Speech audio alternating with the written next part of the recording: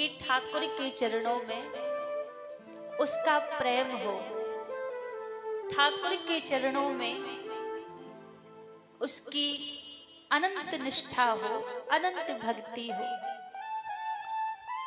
और हम जहां से इस कथा को श्रवण कर रहे हैं, श्री धाम वृंदावन की पावन भूमि से, बड़े बड़े संत कहा करते हैं, बड़े बड़े रसिक कहते हैं कि ये ब्रज भूमि तो ठाकुर के प्रेम की भूमि है।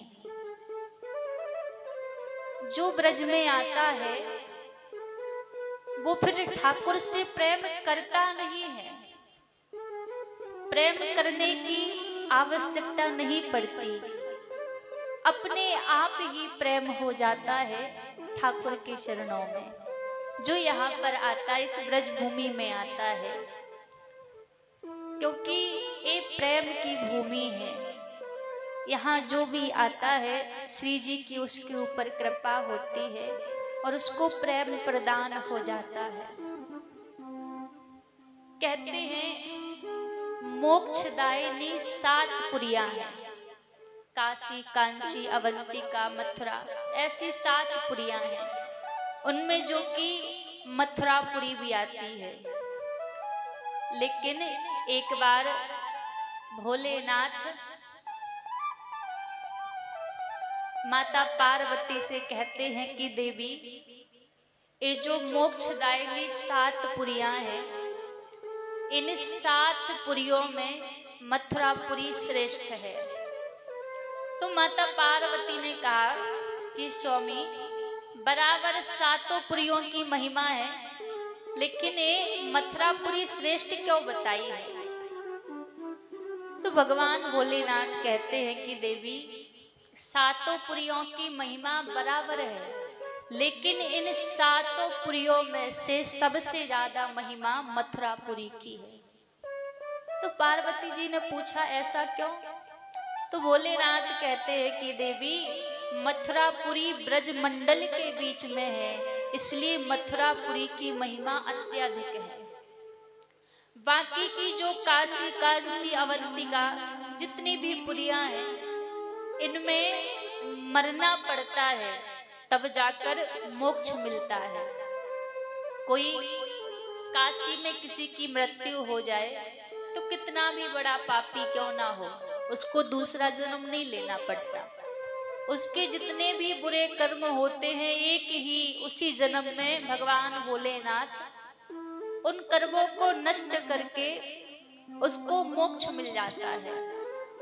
क्योंकि जब काशी में कोई मरता है तो अंत समय भोलेनाथ जाकर उसके मुख में राम कह देते हैं, उसके कान में। तो कहते अंतमति सो गति, अंत समय वह राम का नाम सुन लेता है तो मोक्ष मिल जाता है।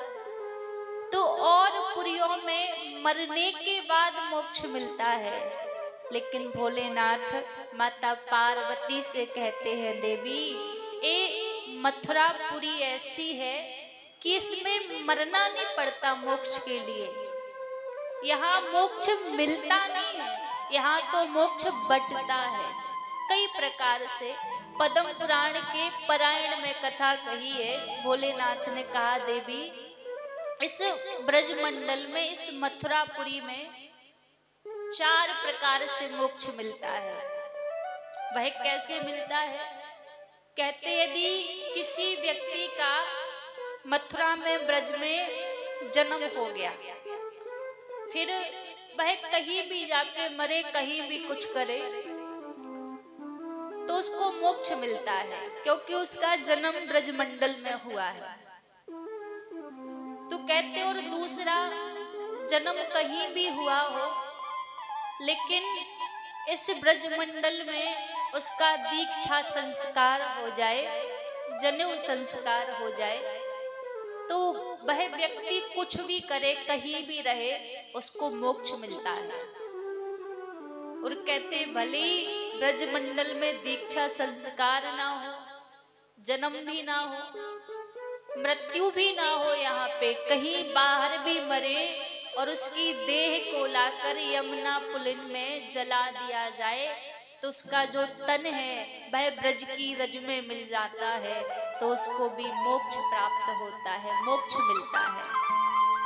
और चौथा तो मरने के बाद जो ब्रज में एक बार आता उसको तो ठाकुर के प्रेम का रंग लग जाता है, तो वह हमेशा फिर ठाकुर के नामों का गुणगान करता रहता है, तो उसको मोक्ष संभव हो जाता है। तो मैया पार्वती भोलेनाथ से बोली, बाबा यदि कोई कितना भी पापी व्यक्ति क्यों ना हो और यदि ब्रज में मर जाएगा तो मोक्ष मिल जाएगा उसको। तो भोलेनाथ कहते हैं, देवी कितना भी पापी व्यक्ति हो पर जब वो ब्रज में मर जाता है तो उसकी मुक्ति का कारण फिर ठाकुर जी स्वयं मुझे बनाते हैं। कोई पापी व्यक्ति यहाँ पे मरता है तो ठाकुर जी उसको ले जाकर भूतेश्वर भगवान के हाथ में दे देते हैं। हमारे मथुरा में जो भूतेश्वर भगवान विराजत हैं उनको दे देते हैं। तो भूतेश्वर उनके साथ करते क्या है, भगवान भूतेश्वर का नियम है प्रातः काल उठते ही 84 कोस ब्रज की परिक्रमा करना। तो जो पापी व्यक्ति होते हैं तो भगवान भोलेनाथ उसको साथ में लेकर नित्य प्रति प्रातः काल बेला में 84 कोस ब्रज की परिक्रमा कराते हैं। ब्रज की रज में उसको लपेट लपेट के परिक्रमा कराते हैं। तो महाराज ब्रज की रज में जिसका तन मिल जाए फिर उसको मोक्ष मांगना नहीं पड़ता।